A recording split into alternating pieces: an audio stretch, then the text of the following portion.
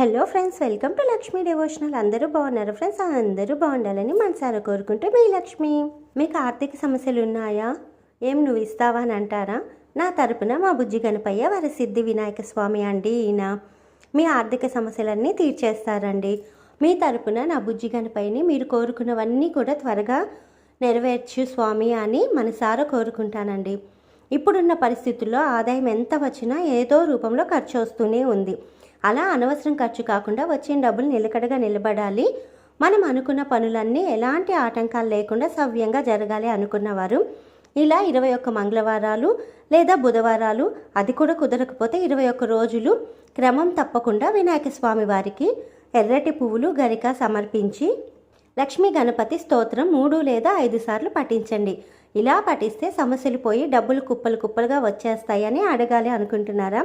మనం చేసే పనిలో నిజాయితీ, మనం మొక్కే మొక్కులో ధర్మం ఉంటే మీరన్నట్టే తప్పకుండా జరుగుతుందండి. క్రమంగా ఒకటి గుర్తుపెట్టుకోండి, మంత్రాలకు చింతకాయలు రాలుతాయా అనే నానుడి ఉంది కదా, అది నిజమే కాదో నాకు తెలియదు, కానీ మంత్రాలకు చింతలు మాత్రం తప్పకుండా తీరుతాయండి.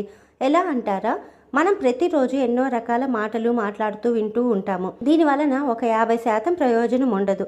అదే భక్తిభావంతో భగవంతుడి నామస్మరణ చేయడం వలన, వినడం వలన మన శరీరంలో ఉండి షట్చక్రాలు ఉత్తేజమై శరీరంలో ప్రతి ఒక్క అవయవంలో కదలికలు బాగుగా ఉండి శారీరకంగా హాస్పిటల్కి పెట్టాల్సిన ఖర్చు తగ్గుతుంది.